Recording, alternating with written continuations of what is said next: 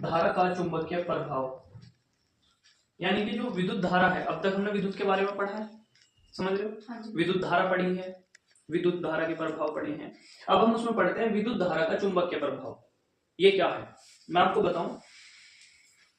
जब कोई धारा प्रवाहित होती है किसी रास्ते से, चालक से, ठीक है, तो उसमें फ्लो होता है इलेक्ट्रॉनों का। हाँ जी। तो जब इलेक्ट्रॉनों का फ्लो होता है, यानी कि जो इलेक्ट्रॉनों की गति है वो एक चुंबक क्षेत्र बनाती है अपना चुंबकीय, ठीक, समझ रहे हो? और ये कह रहा है कि उस धारा में चुंबक का क्या प्रभाव पड़ता है। तो देखेंगे, जब किसी चालक तार में विद्युत धारा प्रवाहित की जाती है, ठीक है, तो उसके चारों ओर एक चुंबकीय क्षेत्र उत्पन्न हो जाता है। विद्युत धारा के इस प्रभाव को विद्युत धारा का चुंबकीय प्रभाव कहते हैं। पर मैं आपको बता दूं ये होता क्यों है भैया, ऐसे बनता कैसे है। आपने कभी ये देखा है जब किसी चालक से विद्युत धारा प्रवाहित हो रही हो तो तुमने देखा है कि उसके चारों एक चुंबकीय क्षेत्र उत्पन्न हो जाता है, कभी महसूस किया है? चुंबक वो अपनी तरफ को खींचने लगता है। हाँ, अपनी तरफ को खींचने लगता है या दूर को फेंकने लगेगा। हाँ जी, हाँ जी। चुंबक की दो ही तो काम है, आकर्षण। या तो आकर्षण या प्रतिकर्षण। अब वो देखिए, कभी कभी कोई कहता है, जैसे कि बड़ी लाइन होती है बिजली की, तो उनमें कहते हैं कि भाई हवाई करंट आ रहा है इसमें, उसका एक अपना एक, जैसे ये वायर है, तार है, इस तार का एक इतना बड़ा पूरा क्षेत्रफल है, यानी कि इतनी हाइट हो गई तो इतना इधर को इतना ही नीचे को, उसके इतने क्षेत्रफल में हवाई करंट चल रहा है। वो हवाई करंट नहीं है क्या भैया? बड़ी लाइन के नीचे लग जाओ है करंट। देखिए, वे तो इलेक्ट्रॉन्स निकल जाते हैं इतने। जैसे हम साइकिल से आते हैं। हाँ मैं समझ रहा हूँ, सही कह रहे हो, पर उसके बीच में, तारों के बीच में एक चुंबकीय क्या बन जाता है, क्षेत्र बन जाता है, समझ रहे हो? और वो बनता है इलेक्ट्रॉनों की गति के कारण। चलिए मैं बताऊंगा इसके बारे में डीपली अभी। नोट, सर्वप्रथम सन 1820 ईस्वी में ओस्टेड ने पता लगाया कि जब किसी चालक में विद्युत धारा प्रवाहित की जाती है तो उसके चारों ओर चुंबकीय क्षेत्र उत्पन्न हो जाता है, अर्थात विद्युत के चुंबक निर्माण, विद्युत में चुंबक का निर्माण होता है। बच्चों मैं आपको चुंबक ही बता दूं पहले है क्या चीज। देखिए, चुंबक जो अपनी तरफ को आकर्षित करे दूसरी वस्तु को, समझ रहे हो, जो अपनी तरफ को आकर्षित करे। पर देखिए, ये जो चुंबक है जो हम देखते हैं वो या तो लोहे को या लोहे से बनी हुई वस्तुओं को या कुछ ऐसी वस्तुएं जिसमें लोहा पाया जाता हो, समझ रहे हो, ऐसे पदार्थ, उन्हें तो आकर्षित करती है। पर आप एक चीज सोचिए अपने दिमाग से, क्या भैया पृथ्वी भी कोई चुंबक है? क्या पृथ्वी चुंबक है? हाँ, पृथ्वी चुंबक है। क्यों? क्योंकि पृथ्वी भी तो सभी वस्तुओं को अपनी ओर खींच रही है। बताओ, सभी वस्तु पृथ्वी की ओर को खींचना रही है, तो क्या ये भी चुंबक का काम करती है? हाँ जी, चुंबक का काम करती है। पृथ्वी जिस प्रकार पृथ्वी के अंदर एक साउथ, एक नॉर्थ, उत्तरी ध्रुव और दक्षिण ध्रुव, दो ध्रुव होते हैं, इसी प्रकार चुंबक के अंदर भी होते हैं, साउथ और नॉर्थ। आप समझ रहे हो मेरी बात? चुंबक पृथ्वी के अंदर से ही तो पाई गई है। हाँ जी। अब एक बात ध्यान से सुनने की बात यह है कि जो चुंबक का सबसे पहले यूज किया गया, कल तो पता ना किसने लिया होगा, पर उसे चीन को माना जाता है कि चीन ने इसकी सर्वप्रथम जो है खोज करी है, सर्वप्रथम इसका प्रयोग किया है चुंबक का, चीन को माना जाता है। पर ऐसा है मान लीजिए खोज करता है ऐसा होते हैं, जैसे कि मान लो कोई हमारे गांव का व्यक्ति है, उसने कोई एक्सपीरियंस ले लिया या किसी प्रकार की कोई खोज ढूंढ ली, पर उसने उस पर काम नहीं किया। और कोई व्यक्ति ऐसा हो, लिखा पढ़ा हो, उसने वो एक्सपीरियंस लिया, उसका बुकों में लिखा, समझ रहे हो, और फिर अपना नाम वाम डाल के बोल दिया कि ये तो अब इसकी खोज हुई है, पर पता नहीं खोज कब हो जाती होगी चीजों की, पहले ही हो जाती है। ये तो लिखने वाले में पढ़े लिखे व्यक्ति होते हैं जो अपनी चीजों को लिख देते हैं फिर। पर अब सोचने की बात यह है कि जब हम चुंबक को पढ़ रहे हैं तो चुंबक के बारे में थोड़ा जान लेना चाहिए।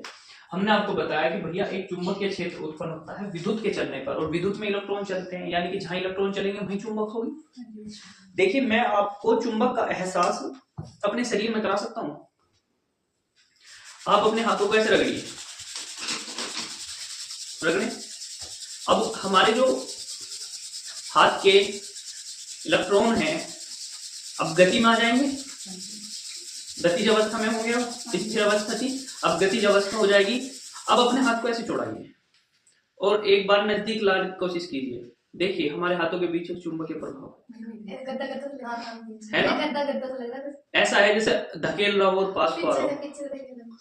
समझ रहे हो बच्चों, ये हमारे शरीर का होता है, यानी कि हर एक वस्तु इस धरती की, ऐसा नहीं है कि जहां से विद्युत चलेगी वही होगी ना, हर वस्तु में चुंबक होती है। क्योंकि देखिए पृथ्वी भी तो एक चुंबक का बहुत बड़ा गोला है, वो भी तो अपनी तरफ को खींच रहा है और वो हर प्रकार की वस्तु को खींच रहा है। समझते हो? अच्छा, देखने की बात यह है, ये तो मैं आपको बता रहा हूं, पर हम देखते हैं कि जो चुंबक है वो लोहे की वस्तु या लोहा से बनी हुई वस्तु को ही अपनी ओर आकर्षित करती है। पर इलेक्ट्रॉन की गति जब जहां पर भी होती है, यानी कि इलेक्ट्रॉनों की गति जहां पर भी होती है वहां पर चुंबक अपने आप ही बन जाती है। यानी कि जहां पे इलेक्ट्रॉन चलेंगे दबाव पैदा होगा, घर्षण पैदा होगा। समझ रहे हो आप मेरी बात को? ठीक है बच्चों, हमारे शरीर का मैं आपको बताऊं, हमारे शरीर में एक ओरा बोलते हैं, मैं आपको बताया था कभी, ओरा। हमारे शरीर में एक ओरा होता है हमारा, उसका एक क्षेत्रफल होता है। मान लीजिए कोई व्यक्ति है, ये कोई व्यक्ति है और ये इसका ओरा है, ठीक है।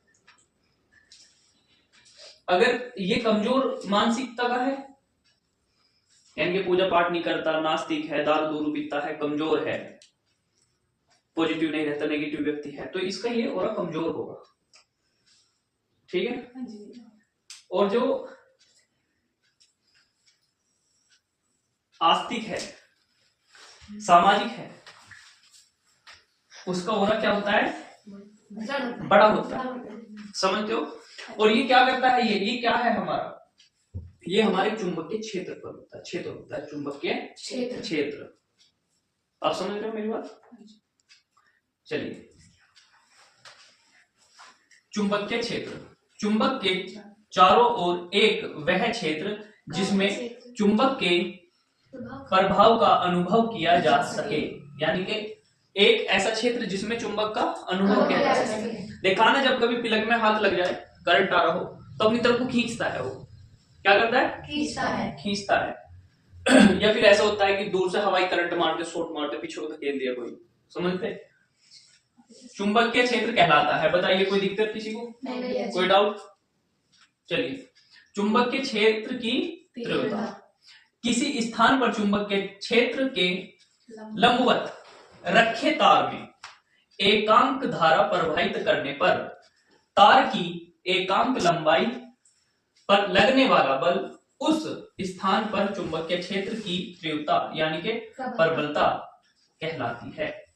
इसे बी से प्रदर्शित करते हैं, यानी कि जहां पर भी चुंबक के प्रभाव होगा, दबाव होगा, वहां पे हम बी से प्रदर्शित करते हैं उसको। कोई दिक्कत? ठीक है। फिर हमारा इसका मात्रक न्यूटन एम्पियर।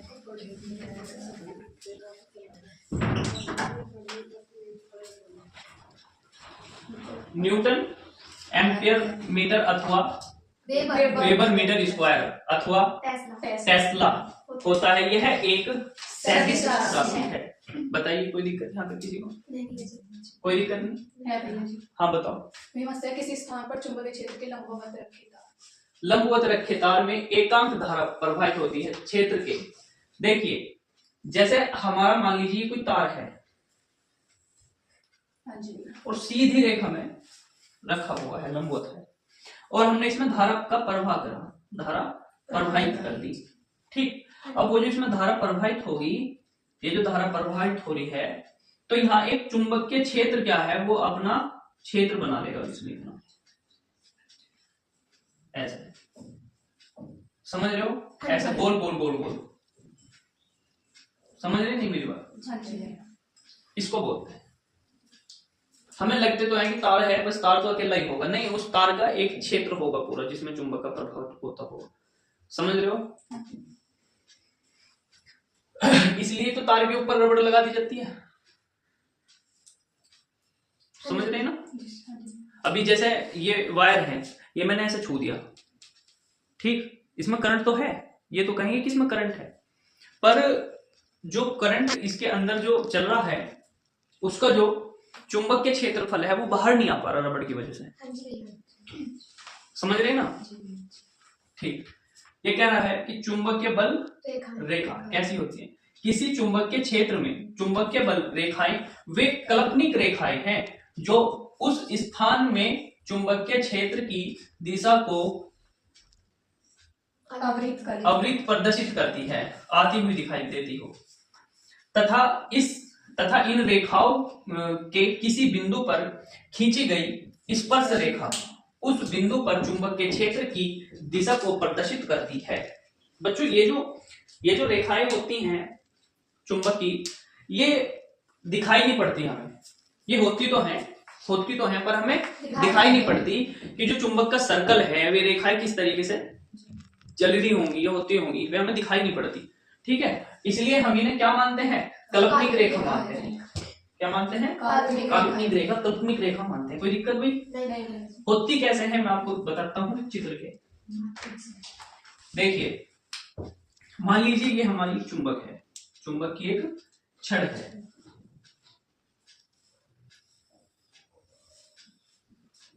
ठीक है, बताओ, ये हमारा नॉर्थ, ये हमारा साउथ, ठीक है, ये साउथ नॉर्थ, ये हमारा नॉर्थ। चलो अब क्या होता है, हमारी रेखाएं निकलती हैं चुंबक की, ऐसे निकलेगी, ऐसा आएगी, ये निकली, ऐसा आई, समझ रहे हो? हाँ जी भैया।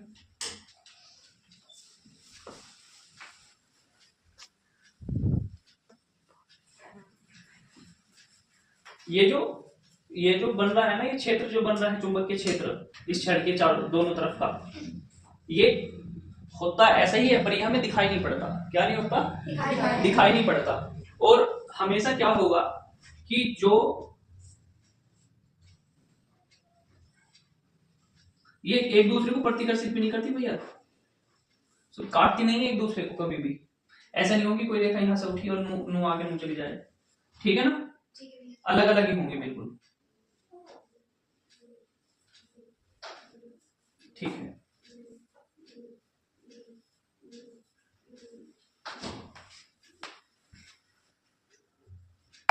और सभी जो रेखाएं निकलती हैं वे नॉर्थ से निकलकर साउथ की तरफ को ही जाएंगी, समझ रहे हो मेरी बात? ठीक है, इसे बना लो एक बार चित्र।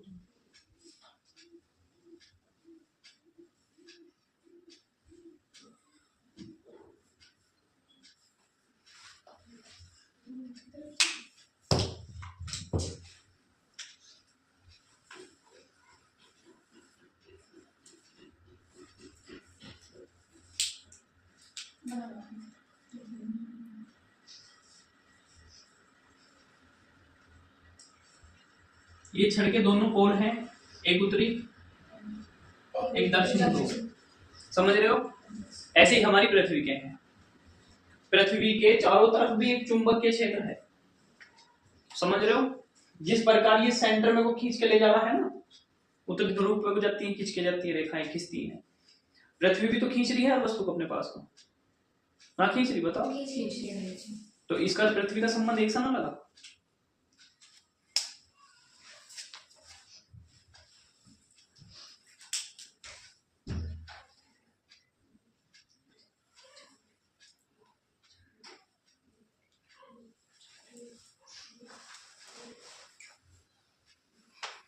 और ये जो चुंबक का बल बनता है, जो चुंबक खींचती है अपनी तरफ को, उसका मेन कारण ये है कि जैसे मान लीजिए कोई चुंबक की छड़ है, ये कोई छड़ है बच्चों, इस छड़ के अंदर क्या है, जो प्रोटॉन है, ये जो छड़ है इसके अंदर जो प्रोटॉन है उनमें इलेक्ट्रॉनों की गति होगी। अब मान लीजिए मैंने ये तोड़कर दो हिस्से कर दिए, एक हिस्सा ये हो गया अब हमारा और एक हिस्सा ये हो गया। अब मान लीजिए साउथ था, ये आपका नॉर्थ था, ये साउथ था, ये नॉर्थ था। अब क्या भैया ये साउथ हो गया और ये नॉर्थ हो गया?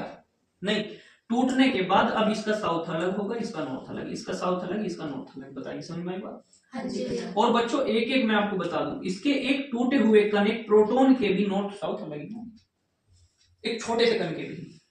अगर हम इसे बहुत छोटे छोटे कणों में भी तोड़ दें तो भी इसके साउथ और नॉर्थ दोनों पोल अलग अलग होंगे। समझ रहे हो मेरी बात? हाँ जी। अब मेन कारण क्या है कि इसकी चुंबक की गति कैसे बनती है? देखो जितनी बड़ी चुंबक होगी उसका उस पे बल इतना ही अधिक होगा। मान लीजिए मेरे पास इतनी बड़ी चुंबक है और मैं उसे कहीं लोहे के पे चिपका देता हूं, मान लीजिए बोर्ड लोहे का और मैंने चिपका दी, अब मैं उसे छुटा नहीं सकता। समझ पा रहे हो? हाँ जी। और मान लीजिए मेरे पास कोई छोटी सी है, मैंने वो चिपका दी, क्या मैं उसे छुटा लूंगा? हाँ जी। उसका मेन कारण जानते हो क्या है? क्योंकि जितना बड़ा है चुंबक उसमें उतने ही अधिक प्रोटॉन, और प्रोटॉन के अंदर इलेक्ट्रॉनों की जो गति होती है ना, जो इलेक्ट्रॉन गति से उसकी गति जो चलती है अंदर, इलेक्ट्रॉनों की गति के कारण उसमें बल बनता है। क्या बनता है? बल बनता है, जिस बल के कारण वो लोहे को अपनी तरफ को खींच के रखता है और हमें खींचने में उसे अपनी तरफ को अधिक बल लगाना पड़ता है उससे। आप समझ रहे हो मेरी बात? हाँ जी। क्या अब तक तुम्हें पता था? नहीं। चलिए बताओ इसमें कोई दिक्कत हो किसी को? नहीं। ठीक है, आगे हम देखते हैं चुंबक के बल रेखाओं के गुण। इनके क्या गुण हैं? ये जो हमने चुंबक के बल रेखाएं खींची हैं, इनके गुणों के बारे में लिखेंगे। चुंबकीय बल रेखाओं के गुण।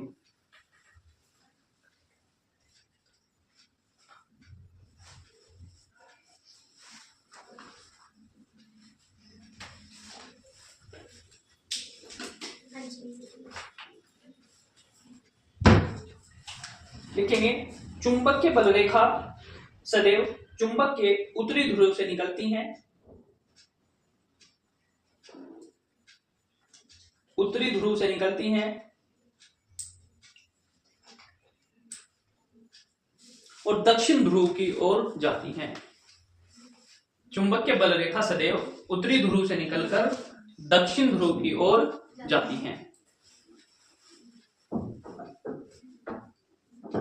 बच्चों पृथ्वी क्या है? देखिए हमारा जो उत्तरी ध्रुव है ये है, क्या है हमारा उत्तरी ध्रुव? इधर है हमारा उत्तरी ध्रुव, हमारा तो उत्तर इधर है। अब जब उत्तर इधर है तो उत्तरी ध्रुव भी तो इधर ही होगा।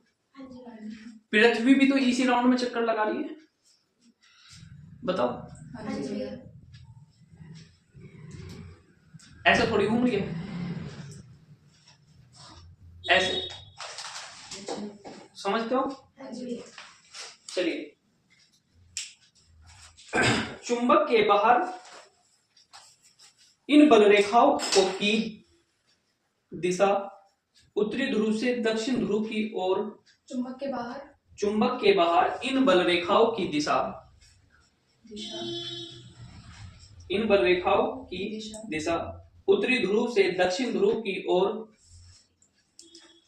उत्तरी ध्रुव से दक्षिण ध्रुव की ओर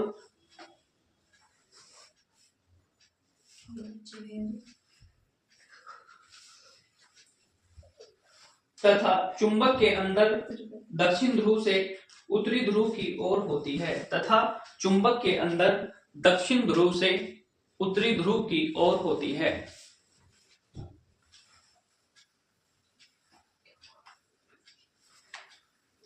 चुंबकीय बल रेखा, अगला पॉइंट है चुंबकीय बल रेखा। चुंबकीय बल रेखा बंद वक्र के रूप में चलती हैं, बंद वक्र के रूप में चलती हैं।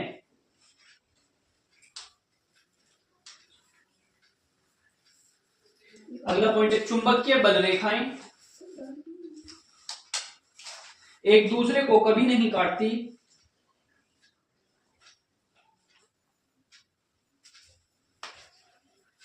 क्योंकि एक बिंदु पर चुंबक के क्षेत्र की दो दिशाएं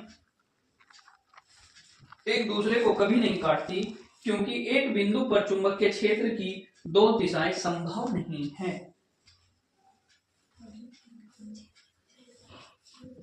संभव नहीं है। आगे एक अगला पॉइंट लिखेंगे,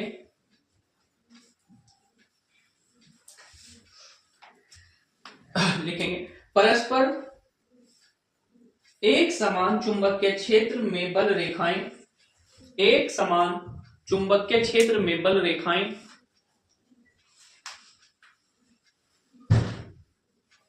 बल रेखाएं परस्पर समांतर व बराबर, परस्पर समांतर व बराबर दूरियों पर होती हैं, समांतर व बराबर दूरी पर होती हैं। बच्चों ये जो रेखाएं हैं इनकी दूरी बराबर होगी। कैसी होगी? बराबर होगी और ये समांतर होगी, 1 2 ऐसे ऊपर नीचे। समझ रहे हो? समझ रहे हो? समांतर होना इस तरीके से और बराबर, जैसे ये हमारी बढ़ गई, थोड़ी सी घट गई, चलो हमसे तो होगी, पर ये ना कैसी होंगी, ये बिल्कुल बराबर होती है। आप समझ रहे हो? चलिए बस इसके लिए पॉइंट है। अगली स्केच डाल लेंगे।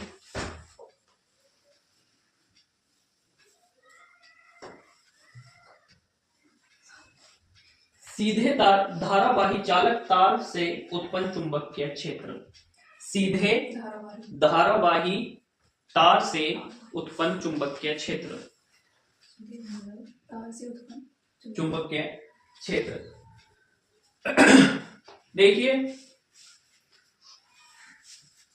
इसमें हम देखते हैं कि जो तार है,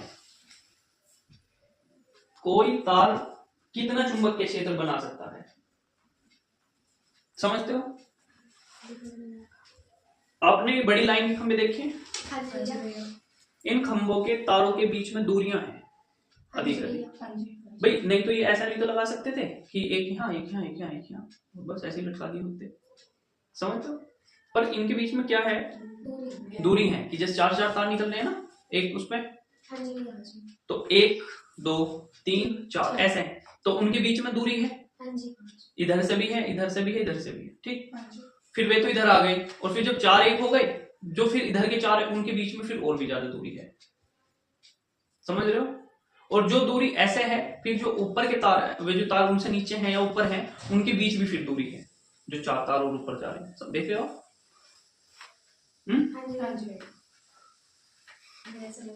ये जो गोल मान लीजिए कि खंबा है, ये गोल खंबे ना है, गांव में खंबे खंबे हम तो, हाँ। तो क्या है ना, इसमें 4 तार, तो 1 2 3 4 तो यहां से होकर गुजर रहे हैं, ठीक है। और जो है 1 2 3 4, यानी कि 4 दुनिया 4 के 12 4 के 16 4 के 20 तार, और ये 2 इसके हो गए ऊपर के अर्थिंग वायर जो ऊपर जाती है ये, ठीक है। अब ये जो ऐसे रखे हैं कि एक यहाँ एक यहाँ एक यहाँ और एक यहाँ, इस तरीके से जा रहे हैं, ये इस तरीके से जा रहे हैं, एक यहाँ एक यहाँ एक यहाँ पे एक यहाँ पे, इन सब होके गुजरने ये भी मान लो, ये तो लटका हुआ है ऐसे यहाँ, ठीक है।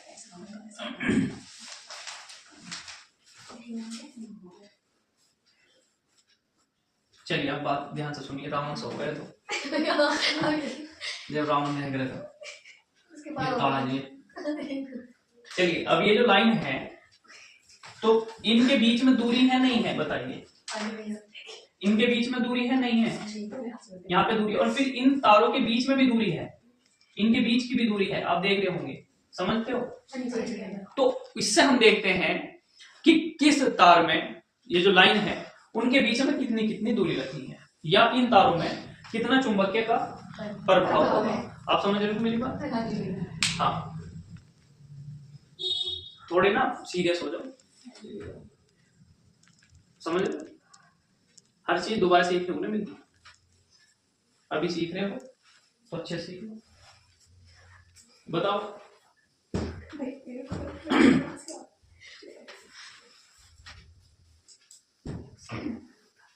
ये बताइए, समझ में आई?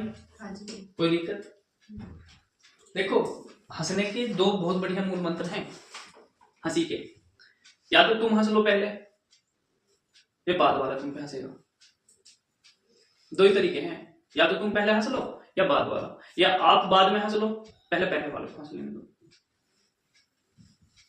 समझ लो, क्योंकि ऐसा है, हंसेगा तो कोई ना कोई तो हंसेगा, कोई ना कोई तो हंसेगा, और जब हंसेगा तो हंसेगा कारण भी होगा, हंसी का कारण भी होगा। अब कारण भी कोई ना कोई होगा, तभी तो कोई उस कारण में हंसेगा। तो आप सोचिए, आप वो कारण तो ना हो। समझते हो? तो जीवन को थोड़ा गंभीरता से भी लेना चाहिए। हंसी मजाक की भी एक लिमिट हो, हंसना भी एक लिमिट हो, एक समय हो। ये थोड़ी कि हम हर टाइम जो है, हर टाइम ही मस्ती में रहेंगे, हंसते रहेंगे। समझ रहे हो नहीं? चुंबक आई समझ में? चलिए ठीक है।